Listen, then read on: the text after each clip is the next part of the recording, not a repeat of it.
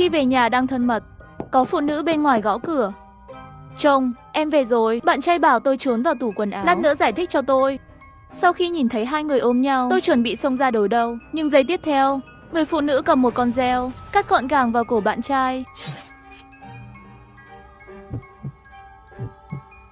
Lúc đang trốn đột nhiên nhận được một tin nhắn, người thứ ba sẽ chốt đêm nay. Tôi không nghiêm túc. Dù sao tôi cũng không phải người thứ ba. Kết quả đêm đó, khi tôi hẹn hò với bạn trai, bên ngoài đột nhiên có tiếng gõ cửa. Tôi về rồi. Nghe thấy câu này, tôi đẩy tóc cỏ đỏ ra. Khung cảnh vẫn còn vết hôn của anh ấy. Tôi run lên. Anh nói dối tôi chỉ vào anh ta, anh có vợ rồi. Vẻ mặt hắn lộ ra một tia không tự nhiên, nhưng cố gắng dỗ dành tôi, Diên. Anh sẽ giải thích cho em sau.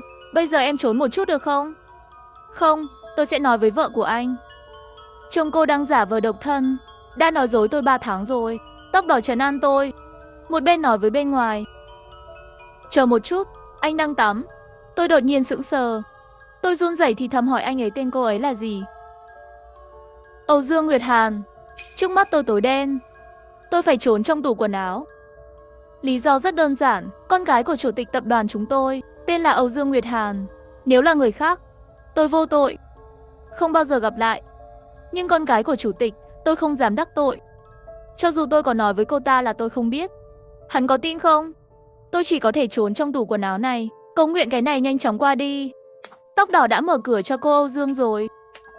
Họ cùng nhau vào phòng khách. Tôi nghe tóc đỏ hỏi nhẹ nhàng, không phải em phải đi Pháp sao? Tại sao em về sớm?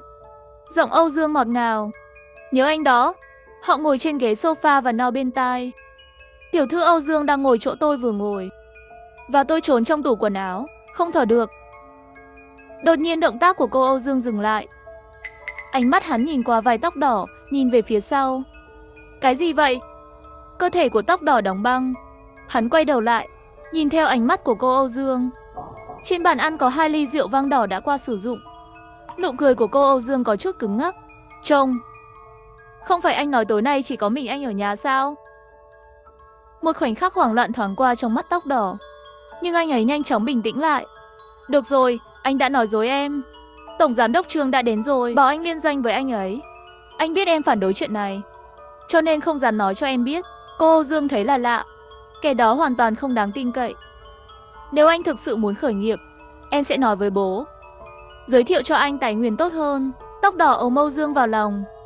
Hiểu, đều nghe lời em. Anh sẽ không bao giờ nói chuyện với anh ấy nữa. Hôn một lát. Cô Âu Dương đứng dậy đi nấu nước lê cho tóc đỏ. Phải nói, hắn thật sự rất yêu tóc đỏ. Khi nấu nước lê, cô Âu Dương thuận tiện lấy đi ly rượu vang đỏ trên bàn ăn. Tay hắn dừng lại một chút. Một trong những ly rượu có vết son còn sót lại trên đó. Ánh mắt cô Âu Dương bắt đầu tuần tra trong nhà. Có một khoảnh khắc, tôi cảm thấy cô ấy nhìn qua, nhưng có lẽ chỉ là ảo giác của tôi. Bởi vì khoảnh khắc tiếp theo, cô Âu Dương liền rời ánh mắt đi. Cô ta đưa nước lê luộc cho tóc đỏ. Tóc đỏ uống hết nước lê rồi. Hắn ngủ gục trên ghế sofa. Thời gian trôi qua từng giây. Tôi lo lắng. Vừa rồi tóc đỏ nói với tôi, hắn sẽ tìm cơ hội để đánh lạc hướng cô Âu Dương, để tôi trốn thoát. Nhưng bây giờ anh ấy đang ngủ. Tủ quần áo càng ngày càng nóng. Tôi cảm thấy không thở được. Đột nhiên tôi nhận ra có gì đó không ổn. Bởi vì cô Âu Dương bắt đầu trải tấm nhựa trên mặt đất. Và cô ta đeo găng tay cao su. Hắn cầm lên một con dao, cắt gọn gàng vào cổ tóc đỏ. Tôi sửng sốt. Phản ứng vài giây, tôi mới nhận ra Âu Dương đang làm gì. Che miệng lại, tôi cố gắng kìm nén tiếng hét trong cổ họng. Đầu của tóc đỏ rơi khỏi cổ. Mặt hắn đang hướng về phía tủ quần áo. Mí mắt không biết vì sao mở ra. Đôi mắt đục ngầu nhìn tôi trong tủ quần áo. Âu Dương bắt đầu kéo lê. Động tác của hắn rất điêu luyện. Đầu tiên là cắt toàn bộ cơ thể người thành những miếng lớn, sau đó chia miếng lớn thành miếng nhỏ. Rồi cô ta vào bếp. Âu Dương dựng một cái nồi lớn. Không cần phải nói, tôi biết cô ta muốn gì. Nồi thịt đầu tiên nhanh chóng được ném vào và nấu chín. Trong bụng tôi từng trận. Buồn nôn và sợ hãi dữ dội chồng lên nhau. Nào tôi gần như không thể suy nghĩ. Tôi phải làm gì? Gọi cảnh sát. Muốn báo cảnh sát, tôi sờ túi áo. Trong giây lát tuyệt vọng, điện thoại của tôi dường như để ở đâu đó trong phòng khách. Tại sao lúc này lại có vấn đề? Tôi nhìn qua khe hở trong tủ quần áo. Tôi đã thấy điện thoại của tóc đỏ. Nó rơi vào khe hở trên ghế sofa. Tôi có thể gọi cảnh sát bằng điện thoại của tóc đỏ. Tôi muốn đứng lên, nhưng không biết khi nào chân mềm nhũn làm cho tôi vô thức một chút. Đập đầu vào cửa tủ quần áo, phát ra một tiếng động mạnh. Âm thanh của căn bếp lập tức ngừng lại. Tôi nhớ tin nhắn đó. Người thứ ba sẽ chốt đêm nay. Khi tôi nhận được tin nhắn, tôi nghĩ đó là một trò đùa. Bây giờ có vẻ đó giống như lời cảnh báo cuối cùng. Ngay lúc này, tất cả hối hận đều vô ích. Âu Dương đã vào phòng ngủ rồi. Trong tay hắn là một thanh đao chém xương sắc bén. Hắn đi từng bước về phía tủ quần áo. Tôi bắt đầu run, cắn chặt răng không cho hàm đánh nhau. Âm thanh bùm. Âu Dương mở cửa tủ quần áo. Khi làm tình với bạn trai, có phụ nữ gõ cửa. Em về rồi. Bạn trai bảo tôi trốn vào tủ quần áo, lát nữa giải thích cho tôi. Sau khi nhìn thấy hai người ôm nhau, tôi chuẩn bị xông ra đối đầu. Nhưng giây tiếp theo, người phụ nữ cầm một con dao, cắt gọn gàng vào cổ bạn trai. Tủ quần áo trống rỗng. Âu Dương đứng trước tủ quần áo cầm dao. Máu còn lại trên dao chảy xuống, nhỏ giọt trên sàn nhà trước mặt tôi. Phải, tôi nằm dưới gầm giường cạnh tủ quần áo. Chỉ cần Âu Dương nằm trên mặt đất là sẽ nhìn thấy tôi. 1 giây, 2 giây. Ngay khi tôi sắp phát điên, Âu Dương quay lại. Cô ấy đi rồi, tiếng rơi lại vang lên trong bếp. Tôi từ từ di chuyển cơ thể, nhặt điện thoại của tóc đỏ dưới ghế sofa. Mật khẩu của tóc đỏ là gì? Nghĩ đi, tôi đã thấy anh ta nhập nó. Chắc chắn sẽ nhớ ra, tôi đã sai một lần. Sai lầm lại sai một lần nữa. Vẫn là sai lầm. Cuối cùng khi tôi thử lần thứ 3, mở khóa thành công rồi. Tôi thường nói một hơi lập tức bấm vào giao diện nhắn tin. Âu Dương ở trong bếp. Tôi không dám phát ra âm thanh gọi điện thoại, nhưng có thể gửi tin nhắn. Tuy nhiên, do căng thẳng dữ dội, ngón tay tôi run quá. Vô tình lại chạm vào phím màn hình khóa. Màn hình tối xuống. Tôi tức giận tự mắng mình một tiếng trong lòng, sau đó chuẩn bị nói lại mật khẩu. Nhưng tay tôi đột nhiên dừng lại. Nhấn vào màn hình phản chiếu ánh sáng, phản chiếu một khuôn mặt người. Âu Dương nhìn tôi với một tư thế vô cùng kỳ quái. Âm thanh của nhà bếp rõ ràng vẫn đang vang. Mắt cô ấy to và tối, nhìn thẳng vào tôi qua màn hình. Bạn không nhận được tin nhắn tôi gửi sao? Hắn nhẹ nhàng hỏi. Sau một lúc im lặng, tôi phát ra một tiếng hét thảm thiết. Đến cửa. Nhưng giây tiếp theo, một dụng cụ sắt nặng đập vào sau đầu tôi. Tôi mất ý thức một thời gian ngắn, ngã xuống đất. Tôi cảm thấy có ai đó trong phòng. Kéo tôi là Âu Dương. Thật khó tưởng tượng một người phụ nữ có sức mạnh như vậy. Cách cô ta một tay đỡ tôi, dễ dàng như kéo thêm một cái túi rách. Âu Dương ném vào bồn tắm. Bạn có yêu anh ấy không? Hắn hỏi, tay chân tôi đều bị trói. Môi run rẩy, không biết phải nói gì. Âu Dương đứng lên. Hắn tiến về phía tôi, ngay khi tôi nhắm mắt lại. Khi chuẩn bị con dao đó kê cổ mình, chuông cửa bỗng nhiên vang lên. Âu Dương bỏ dao xuống. Hắn tìm một cái khăn để bịt miệng tôi, sau đó đi mở cửa. Một người đàn ông bước vào. Hắn khi nhìn thấy Âu Dương đã sửng sốt, giọng nói có chút hoảng sợ. Chị dâu, chị đã trở lại. Tôi nhận ra giọng nói của người đàn ông này. Tên anh ta là Phú An, là bạn của tóc đỏ ở dưới lầu. Hôm nay khi tôi lên lầu với tóc đỏ, gặp hắn trong thang máy. Ánh mắt của Phú An lúc đó lang thang qua lại trên thân trên của tôi, và tôi không thoải mái. Tôi nói với tóc đỏ. Tóc đỏ chỉ là cười nhạt. Tên kia chính là dâm đãng. Nhưng em yên tâm, người phụ nữ của tôi, hắn ta không dám động Phú An. Nhưng lúc này, anh ấy là người duy nhất có thể cứu tôi. Tôi cố gắng đưa chân ra, đá vào xung quanh. Chai sữa tắm lớn rơi xuống, phát ra một tiếng động lớn. Trong phòng khách lập tức yên tĩnh lại. Phú An do dự hỏi chị dâu. Tóc đỏ trong phòng tắm à? Tôi đấu tranh. Nhanh lên, Chúa dường như đã nghe lời cầu nguyện của tôi. Tôi nghe thấy tiếng bước chân của Phú An. Hắn đang đi về hướng phòng tắm. Nhưng mà hắn chỉ đi ra vài bước là bị Âu Dương kéo lại. Phú An, chuyện ngoại tình tôi đều biết hết rồi. Phú An đóng băng rồi. Hắn lúng túng tìm kiếm từ ngữ. Nhưng giây tiếp theo, phản ứng của Âu Dương hoàn toàn bất ngờ. Hắn ôm chặt lấy Phú An. Thân thể mặc áo dài, dính chặt vào ngực Phú An. Một cái chạm nhẹ nhàng và quyến rũ. Âu Dương nhẹ nhàng lắc lư. Nếu tóc đỏ có thể lừa dối, vậy thì tôi cũng có thể. Không phải lúc nào bạn cũng muốn tôi sao? Tôi đang ở trong phòng tắm, tuyệt vọng nghe tiếng động từ phòng khách. Tôi nghe thấy tiếng thở gấp của đàn ông. Phụ nữ nhẹ nhàng ngột ngạt. Phú An ôm Âu Dương. Tay anh ấy xuyên qua sợi tóc, rồi nắm lấy cổ hắn. Đừng có nói dối tôi. Phú An gầm lên. Anh trai nói với tôi rồi, không ai trong số các bạn đáng tin cậy cả. Âu Dương bị Phú An bóp chớt cổ. Một tiếng nức nở sắc chót trong miệng. Cuối cùng hắn đầu nghiêng, không nhúc nhích nữa. Phú An ném Âu Dương lên ghế sofa. Hắn chạy vào phòng tắm. Tóc đỏ. Phú An đẩy cửa phòng tắm ra. Hắn mong được gặp tóc đỏ, nhưng những gì tôi nhìn thấy là tôi bị trói trong bồn tắm. Tóc đỏ đâu? Hắn hét vào mặt tôi. Miệng tôi bị nhét khăn tắm, chỉ có thể liều mạng nháy mắt với hắn. Phú An xông lên, lấy cái khăn ra khỏi miệng tôi. Tôi hét lên khàn khàn. Đằng sau anh.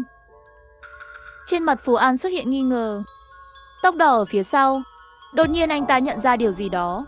Trong đôi mắt mở to vì sợ hãi. Phản chiếu hình bóng phía sau hắn. Không phải tóc đỏ, mà là Âu Dương. Phú An muốn quay lại, nhưng đã muộn rồi. Âu Dương đã cầm reo lên rồi. Tinh khí sắc bén từ phía sau lưng Phú An đâm vào. Một cái vai đẫm máu hiện ra từ ngực. Phú An ngã xuống đất. Tôi hét lên.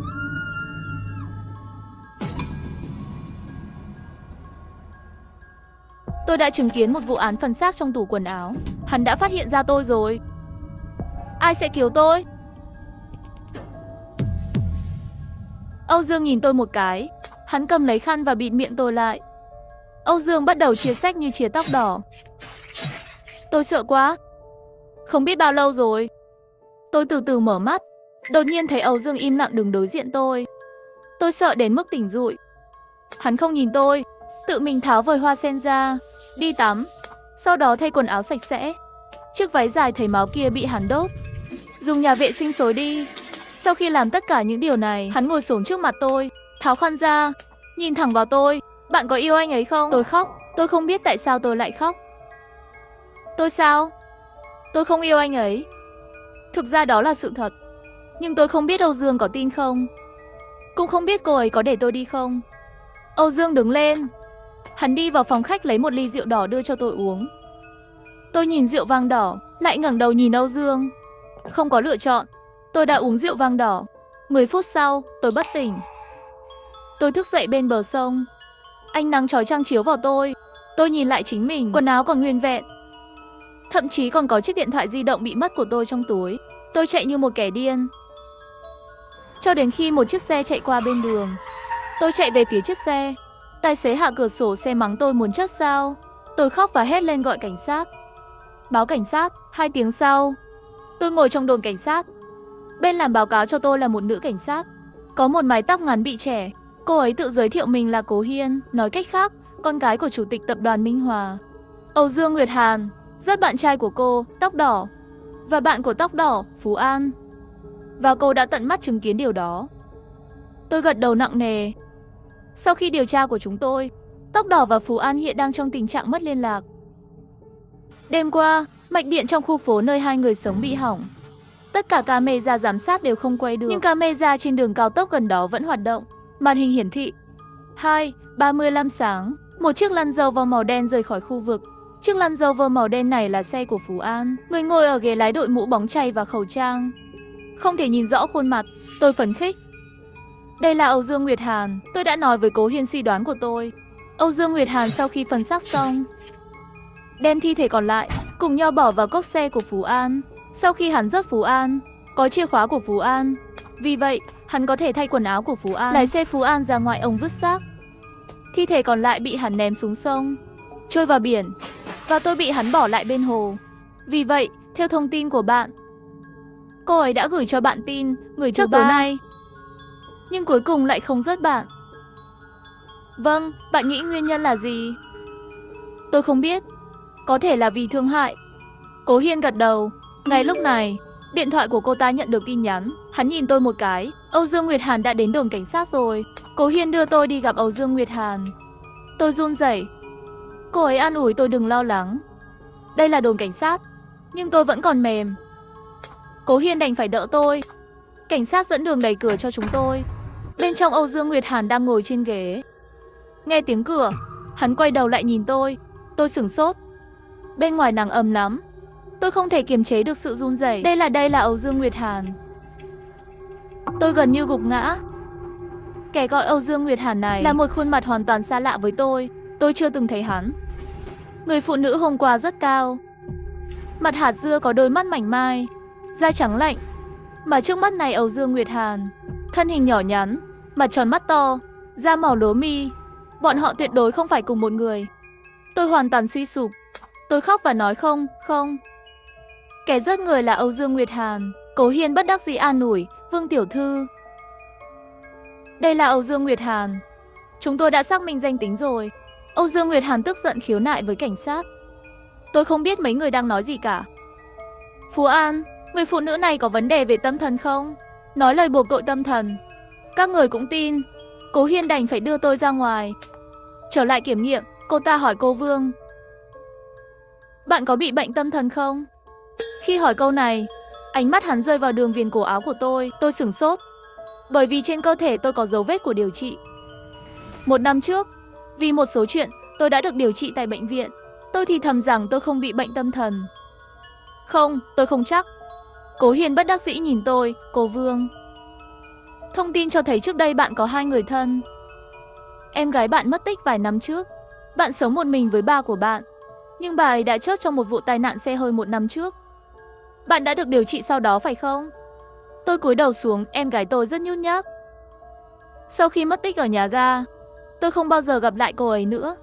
Đang trên đường tìm em gái, tôi dừng lại rồi, nước mắt không ngừng chảy ra. Bạn về nghỉ ngơi đi. Sau này cần bạn hợp tác điều tra. Chúng tôi sẽ liên lạc lại với bạn. Sau khi nhìn Vương Kiệt đi xa, Cố Hiên rơi vào trầm tư. Cô ta nói có thể tin được bao nhiêu? Khi làm tình với bạn trai, có phụ nữ bên ngoài gõ cửa chồng. Tôi về rồi. Bạn trai bảo tôi trốn vào tủ quần áo. Lát nữa giải thích cho tôi.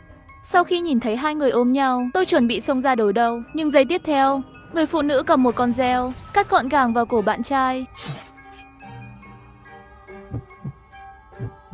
Tôi là Cố Hiên, năm nay là năm thứ 10 tôi làm cảnh sát. Hôm nay, tôi đã tiếp nhận vụ án của một bệnh nhân tâm thần. Tóc Đỏ và Phú An đã mất tích. Tôi đang ở trên máy tính bảng của nhà Phú An, tìm thấy lịch sử trò chuyện của phần 2 người. 2 người này là bạn bè quen biết nhiều năm. Chính xác hơn, Phú An là tín đồ của Tóc Đỏ. Phú An là hộ mồ côi, bố mẹ mất sớm, để lại cho Phú An một khoản tiền lớn, ngôi nhà ở chung cư và chiếc Range Rover màu đen.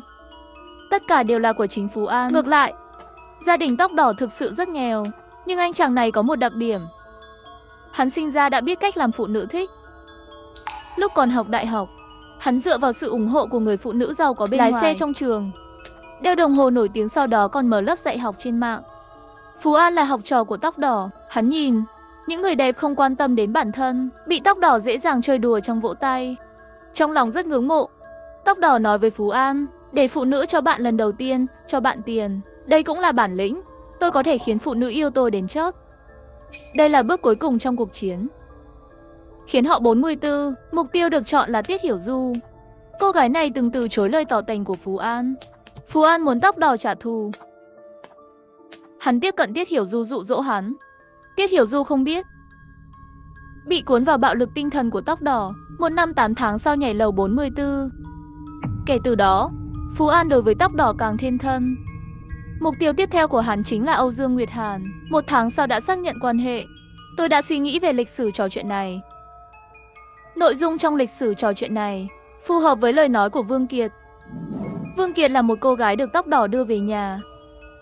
Hắn chứng kiến Âu Dương Nguyệt Hàn rớt Tóc Đỏ và toàn bộ quá trình khó chịu, nhưng khi góc nhìn chuyển sang Âu Dương Nguyệt Hàn, tất cả những điều này sẽ không được hợp lý. Làm theo nội dung trong lịch sử trò chuyện của Tóc Đỏ, vào tháng 9 năm ngoái, quen Âu Dương Nguyệt Hàn. Nhưng tháng đó, Âu Dương Nguyệt Hàn ở New York căn bản không về nước.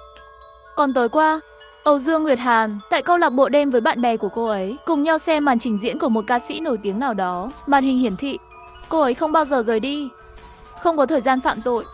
Cuối cùng tôi cũng hiểu, cảm giác kỳ lạ đó đến từ đâu. Có người giả làm Âu Dương Nguyệt Hàn. Vậy tại sao hắn có thể ngay cả cửa nhà Âu Dương Nguyệt Hàn cũng vào được? Ngay lúc này, tôi nhận được một cuộc gọi. Chị Cố, chúng tôi phát hiện rồi, nghi phạm xuất hiện trong một cửa hàng bán hoa. và xác nhận danh tính của hắn ta. Tên hắn là Chu Vũ, năm thứ 3 tại trường đại học thành phố. Ngoài ra, chúng tôi cũng học được từ các bạn học. Hắn và Tiết Hiểu Du nhảy lầu trước đó là bạn tốt. Động cơ giấc người hợp lý. Được rồi, tiếp tục theo dõi nghi phạm. Tôi cúp máy rồi. Nói với Tiểu Chu, bạn đi kiểm tra đi lịch sử trò chuyện gần đây của Âu Dương Nguyệt Hàn, tập trung vào giới tính của cô ấy. Tất cả dường như đã được phơi bày. Tên tôi là Chu Vũ. Tôi đã giết người trong ngôi nhà ấm áp của Âu Dương. Hôm đó tôi đã báo trước với Tóc Đỏ là tôi sẽ đi Pháp. Như vậy, hắn sẽ dẫn người phụ nữ khác đến nhà Âu Dương. Và tôi đang chuẩn bị công cụ để kết thúc hắn. Hắn đáng chết. Lừa dối người bạn thân nhất của tôi, Tiểu Tiết. Tôi nhìn hắn, bị cuốn vào bạo lực tinh thần của Tóc Đỏ.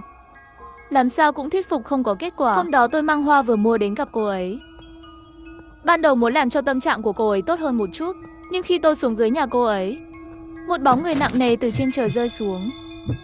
Một cô gái mặc váy trắng rơi vào mặt tôi. Tôi kinh hoàng nhìn máu thịt cô ta. Là Tiết Hiểu Du. Tôi hét lên và bỏ đi. Vậy tôi phải làm gì? Tôi là trẻ mồ côi, được nhận nuôi một thời gian. Tôi biết cảm xúc là gì. Tiểu Tiết là sau khi tôi vào đại học, người duy nhất muốn nói chuyện với tôi.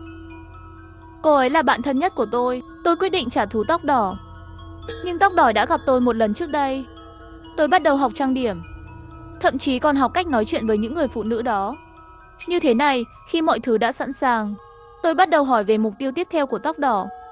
Chính là con gái của người giàu có, Âu Dương Nguyệt Hàn. Tôi nghe được tin tức của Âu Dương Nguyệt Hàn và đích thân đến Mỹ.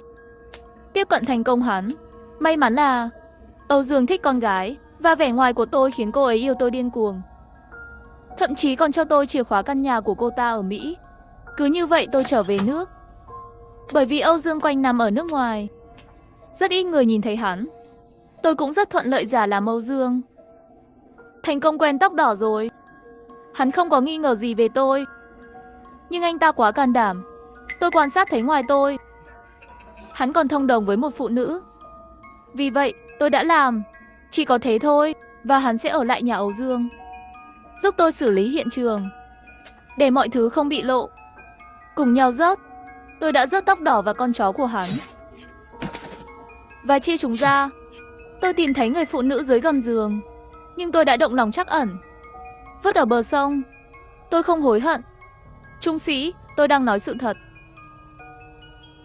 Chị cố, tìm được rồi. Tiểu Chu vội vàng chạy vào văn phòng. Âu Dương quả thật duy trì quan hệ với Chu Vũ. Và Chu Vũ là một đứa trẻ mồ côi. Tôi xem báo cáo cho chuyện này. Như thế này, Chu Vũ có thể vào phòng Âu Dương và giả làm Âu Dương thì giải thích được. Chu Vũ là một đứa trẻ mồ côi, Tóc Đỏ đã lấy đi người hắn yêu nhất. Có vẻ như là một vụ án trả thù bình thường, nhưng tại sao cô ta lại để Vương Kiệt đi? Thật sự là lương tâm phát giác sao?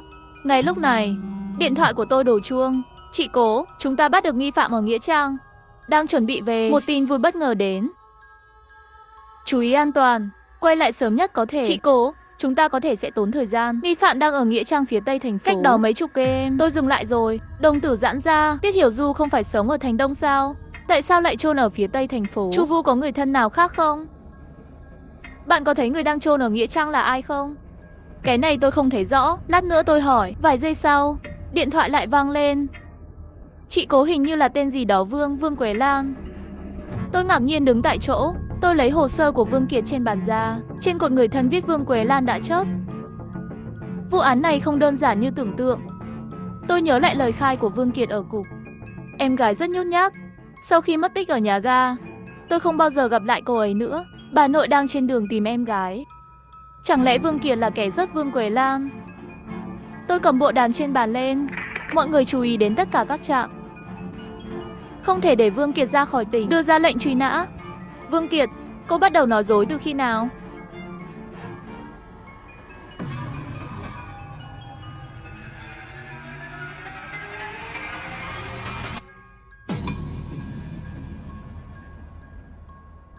Khi làm tình với bạn trai, có phụ nữ gõ cửa. Em về rồi. Bạn trai bảo tôi trốn vào tủ quần áo. Lát nữa giải thích cho tôi. Sau khi nhìn thấy hai người ôm nhau, tôi chuẩn bị xông ra đối đầu. Nhưng giây tiếp theo, người phụ nữ cầm một con dao, cắt gọn gàng vào cổ bạn trai.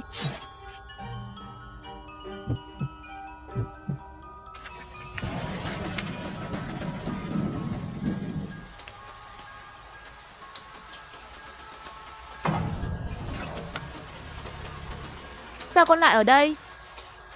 Ai bỏ con lại đây? Quế Lan, đã 1 tuần rồi. Trong làng đều hỏi một vòng rồi. Không ai biết đứa trẻ này là của ai. Đứa bé tội nghiệp. Đứa bé này sau khi đến đều không khóc nhiều. Thật tốt. Nếu không chị nhận nuôi nó đi. Tôi thấy con bé rất hợp với chị. Nó đến vào thứ 6. Đặt tên là Chu Vũ. Tự là Hạ. Được không? Tiểu Kiệt sau này phải hòa thuận với em gái nhé. Bà ơi, con muốn ăn kẹo mút. Lát nữa sẽ đi mua. Con cũng muốn. Con muốn 5 cái. Vậy con muốn 10 cái. Mua cho con nhé. Bà, Chu Vũ bắt nạt con. Con đâu có. Chu Vũ, con ở đâu? Em ơi, em ở đâu? Bà ơi, bà về trước đi. Chúng tôi đã tìm kiếm hết sức rồi. Tôi tin sẽ sớm có kết quả. Bà ơi, bà lại đi à? Em gái con lại có tin tức. Ngay trong khu phố không xa. Tôi đi xem thì con không cần phải đi theo.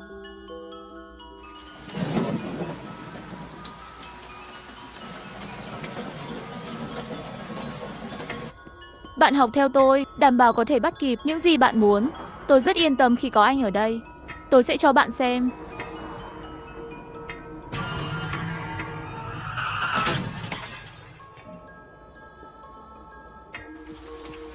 Làm sao đây? Đừng sợ.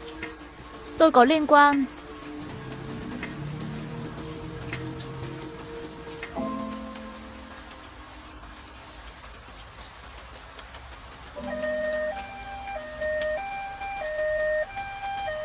Camera an ninh gần đó bị phá hủy vì mưa lớn. Dấu vết của hiện trường cũng bị cuốn trôi sạch sẽ. Khó lắm. Nhưng chúng tôi sẽ cố gắng hết sức. Tôi đã nói rồi, người lái xe là một cô gái tóc cam. Tại sao không tìm thấy?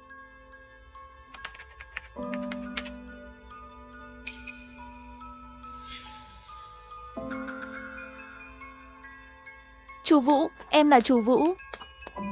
Cô là chị gái. Chuyện hôm nay đều là tôi làm.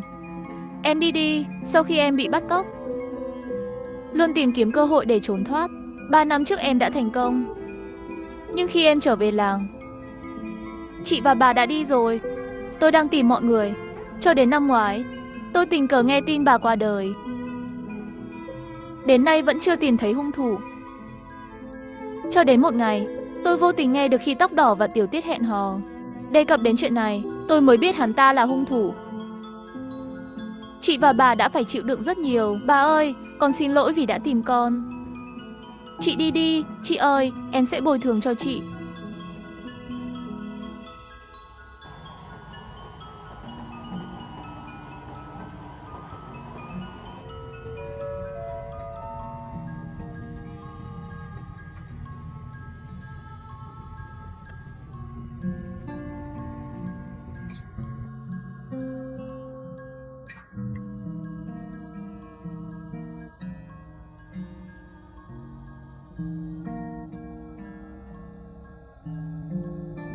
Bà ơi, dì Vương đâu rồi? Lâu rồi không gặp. Dì ấy đã đến một nơi rất đẹp trên bầu trời. Bà ơi, cuối cùng cũng sẽ rời các con đi đến nơi đó. Không, con không muốn bà đi. Đứa trẻ ngốc nghếch, khi bà lên trời sẽ biến thành một ngôi sao. Tiếp tục bảo vệ các con.